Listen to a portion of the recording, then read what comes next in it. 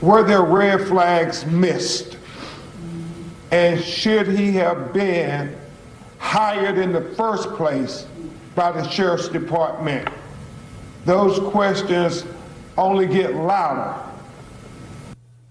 Welcome back to Supremely Black Podcast. Now, this is just a follow-up story in regards to the Sonya Massey case. So, the Illinois governor, J.B. Pritzker, has called for the sheriff, Jack Campbell, to actually resign. This was actually on Wednesday, so yesterday, to be exact, right? And so, what made him come up with it was saying that he is yet, the sheriff, Jack Campbell has yet to speak with the family. Jack Campbell states that he has reached out 4 times, but nobody has responded. He's even reached out to Ben Crump, which is the attorney that's representing the family, right? Now, the call for him to resign is that he feels as if that, and the city feels as if that Sean Grayson was given an opportunity that he shouldn't have due to his previous history. Now, he had two DUIs while he was in the military, and now he had complaints. Now, at the moment, and I will follow up and I will keep you all informed, but it doesn't show that he had any disciplinary reasons to be released from any police departments. But however, he was released from 6 different ones. And so it's just, what was your thought process in regards to what would make you put this person as law enforcement? Now, he's had mental evaluations from previous instances. Now, they still haven't been disclosed. I'm doing some research to try to figure out what has happened, but right now it's kind of closing it. And I'm probably thinking that his lawyer probably put something in place to where his previous work history couldn't be released, because that would impact the jury once, of course, since he's been charged with the 3 counts and one of them being murder, that pretty much not dismissed him or he's been pardoned. Is you can't see it and it's not visible, so it's sealed into the court case because they don't want the jury to probably be influenced prior to actually going into the court to see exactly everything from a non-biased opinion. So that's what he's hanging on, right? And I agree with J.P. Pritzker, because if you're going to be putting people in places to protect your communities, they need to be the right people. And if you didn't vet the person that you brought in, what would make you do it outside of favoritism? Did you know somebody? So it's been speculation, and I don't know this for certain, that the reason why he was able to get on with this particular unit is because the girl that he was dating, or a fiance or whatever, knew somebody that knew the sheriff.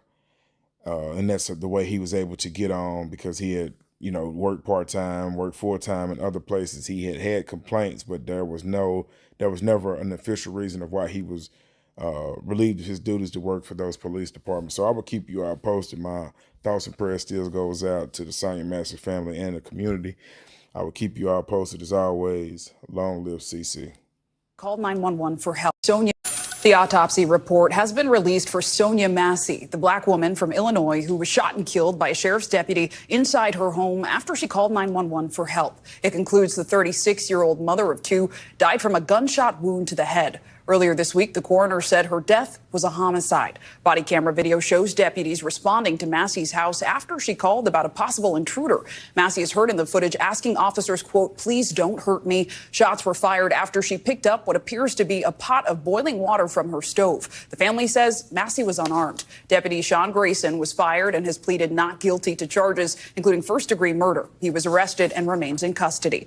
NBC News correspondent Maggie Vespa has been following this story. So, Maggie, the family and their lawyer, who is prominent civil rights attorney Ben Crump, did speak about these autopsy results just a short time ago. What did they say? They said they're absolutely gutting Clay, as we expected, but they also said it shows something really clear, and that not just that Sonya Massey, according to the coroner, was shot in the head, but that she was shot in her left eye, specifically her lower left eyelid. And the autopsy results show the bullet actually traveled downward and exited the base of her neck. And what they say that means is that, and we appear to see this in the body camera video of this shooting, Sonya Massey was shot at a downward trajectory. You see her kind of drop to the ground and seem to cower when the deputy initially draws his weapon, and she stayed on the ground in the moments before she was shot. And they say, you can see Crump pointing it out there.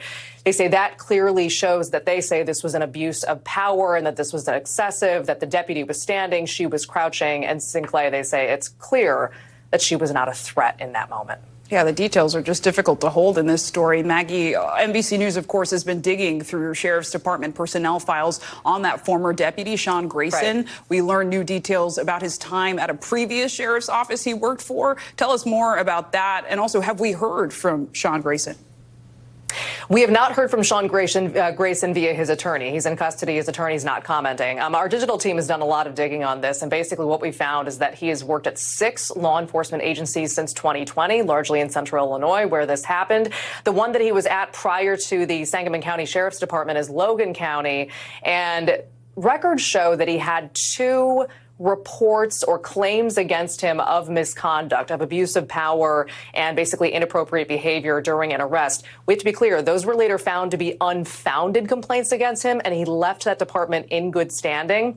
We've also, though, uncovered that prior to working in law enforcement, he served in the Army for 2 years and was discharged, according to one document, for misconduct. During that time in the Army, he pleaded guilty twice to driving under the influence of alcohol. So the family says, looking at this past, looking at how many jobs he had in the last 4 years, looking at those allegations, they really believe that he never should have been hired in the first place.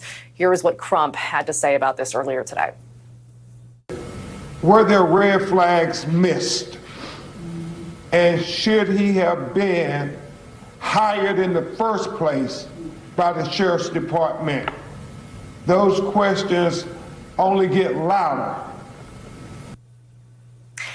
Now, the Sangamon County Sheriff has put out several statements condemning Grayson's actions during the shooting. He's been fired from his job, but we've asked specifically and explicitly about these allegations that he should have never been hired, that he had a checkered past, essentially, according to the family. The sheriff has yet to respond to those questions and to those allegations specifically, but we'll keep trying. Once again, Sean Grayson has pleaded not guilty to 3 counts of first-degree murder, and his lawyer, Sinclair, is not commenting at this time.